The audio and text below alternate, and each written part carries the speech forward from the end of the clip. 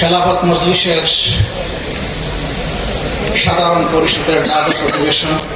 Ultimately আমরা একটা নতুন পরিশীলিত পরিবর্তিত বাংলাদেশ চাই।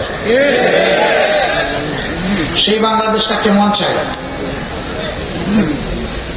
সেই বাংলাদেশটা আমাদের সন্তানেরা যে স্লোগান দিয়েছে সেই স্লোগানের বাংলাদেশ চাই। তাদের মৌলিক স্লোগানে একটাই ছিল, উই ওয়ান্ট জাস্টিস। আমরা সকল ক্ষেত্রে ন্যায় বিচার চাই, ভারসাম্য চাই, সাম্য চাই, বৈষম্য চাই না। যে দেশ এবং সমাজে ন্যায় বিচার প্রতিষ্ঠিত থাকে সেই সমাজে কাউকে অধিকার চেয়ে নিতে হয় না।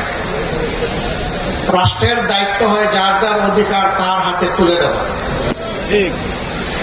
এই জায়গাটাই আমাদের সবচেয়ে ক্ষতিগ্রস্ত হয়ে আছে। আর এর মূল কারণ হলো আমাদের অগ্রহণযোগ্য বিধ্বস্ত শিক্ষা ব্যবস্থা। যে শিক্ষা মানুষকে মানুষ তৈরি করার পরিবর্তে দানব এবং রাক্ষসে পরিণত করে, সেই শিক্ষাই জাতির দুর্ভোগের মূল কারণ।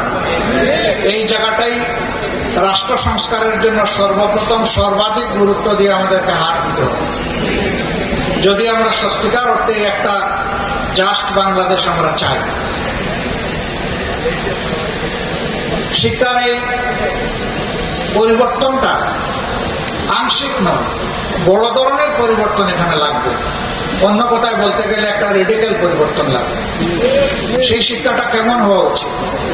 অবশ্যই সেই শিক্ষাটা নৈতিকতা সমৃদ্ধ এবং জাগতিক উৎকর্ষের চরম সীমায় পৌঁছানোর শিক্ষা আমাদের হতে হবে।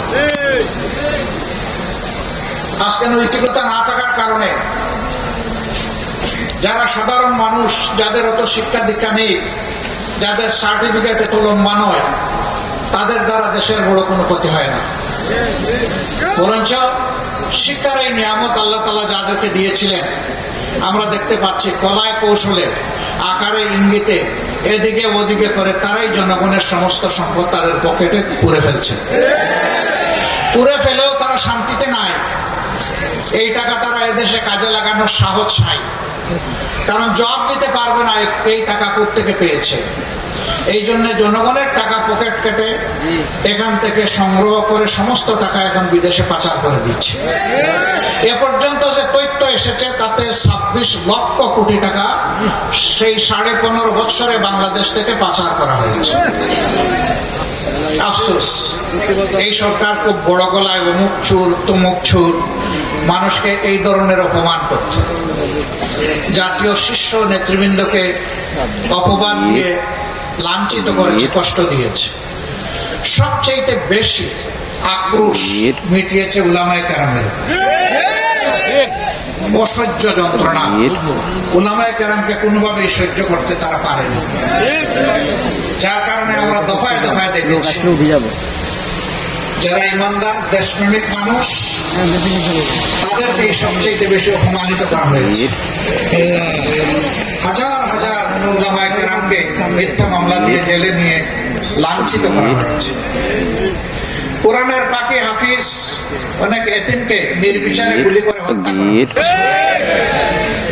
বাপখানা এমন ছিল যে এরা কোনো মানুষও নয় এবং সাধারণ প্রাণীর পর্যায়ে পড়ে না, তারা বোধহয় আরো উপেক্ষিত কোনো কিছু। শাপলা চত্বরের ঘটনা এই দেশবাসী কখনো ভুলেনি এবং ভুলবে না। এটাকে নিয়ে কত উপহাস করা হয়েছে। প্রধানমন্ত্রীর দায়িত্বপূর্ণ চেয়ারে বসে তিনি বলতে পেরেছেন যে সেখানে হেফাজতের লোকেরা রং ছিটিয়ে দিয়েছিল। ধিক্কার জানাই। আপনি মানুষ হলে এমন কথা মুখে আনতে পারতেন না। আরেকজন পুষ্যমন্ত্রী তিনি বলেছেন এই ছাত্রদের আন্দোলনের যখন ক্লাইম্যাক্সের দিকে যাচ্ছিল যে সাবধান করে দিচ্ছি, বাড়াবাড়ি করবা না, যদি বাড়াবাড়ি করো তাহলে 5 মে যেটা হয়েছিল শাপলা চত্বরে রাত 12টার পরে সবকিছু সাফ করে দেওয়া হয়েছিল। এই কথার মাধ্যমে তিনি আত্মস্বীকৃত খুনি হিসাবে তার দলকে দুনিয়ার সামনে প্রেজেন্ট করেছে। এদের খুনের ইতিহাস নতুন নয়। আমরা শ্রদ্ধা জানাই 47-এ যারা লড়াই করেছেন, 71-এ যারা লড়াই করেছেন, 24-এ যারা লড়াই করেছেন। 47-এর কারণে যে ভূখণ্ড তৈরি হয়েছিল আজকে তাই বাংলাদেশ। সেই ভূখণ্ড তৈরির জন্য যারা তাদের সমস্ত মেধা যোগ্যতা নিয়োজিত করেছিলেন, তারা পরবর্তী পর্যায়ে বিভিন্ন দলে তারা বিভক্ত হয়েছিলেন, কিন্তু জাতিকে দেওয়া অঙ্গীকার তারা পূরণ করেননি। 23 বছরের বৈষম্যের বিস্ফোরণ ঘটেছিল 71 সালে। আবার 71 সালে জাতির অধিকার, ভোটের অধিকার স্বীকার না করার কারণে, ভোটকে মূল্যায়িত না করার কারণে অনিবার্য হয়েছিল মুক্তিযুদ্ধ। আবার মুক্তিযুদ্ধের মধ্য দিয়ে যে কমিটমেন্ট, অঙ্গীকার জাতিকে দেওয়া হয়েছিল তা করা হলো লঙ্ঘন। সোনার বাংলা বানাতে গিয়ে দেশকে বানানো হলো শ্মশান বাংলা। আমাদেরকে উপহাস করে বিদেশ থেকে বলা হলো বাংলাদেশ একটা তলাবিহীন জুড়ির দেশ, এই জুড়িতে যা রাখা হয় এটা পাতালে চলে যায়, পরে আর এটার কোনো খবর পাওয়া যায় না।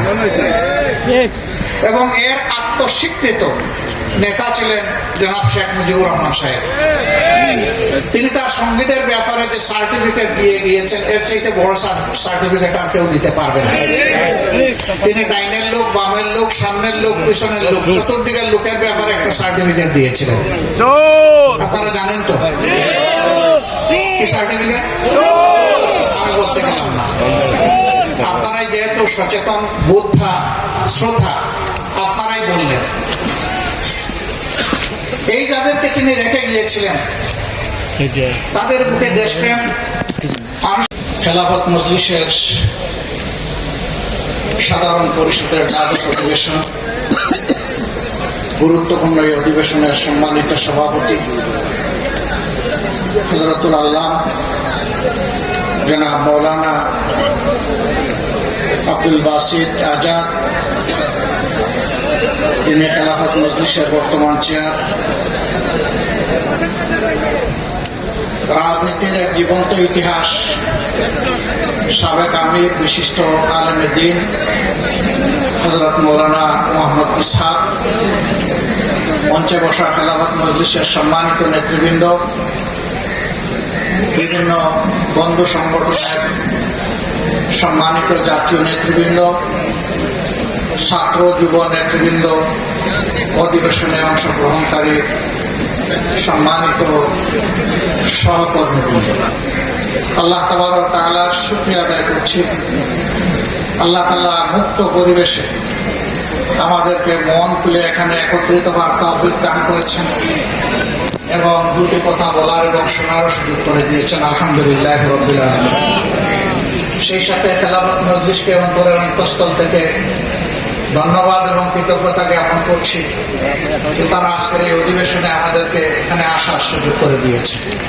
আল্লাহ তাআলা এর জন্য খেলাফত মজলিসের মর্যাদাকে বৃদ্ধি করে দিন। সম্মানিত ভাই এবং বন্ধুগণ, আমি এতক্ষণ ধরে তন্ময় হয়ে সকলের বক্তব্যই শুনছিলাম।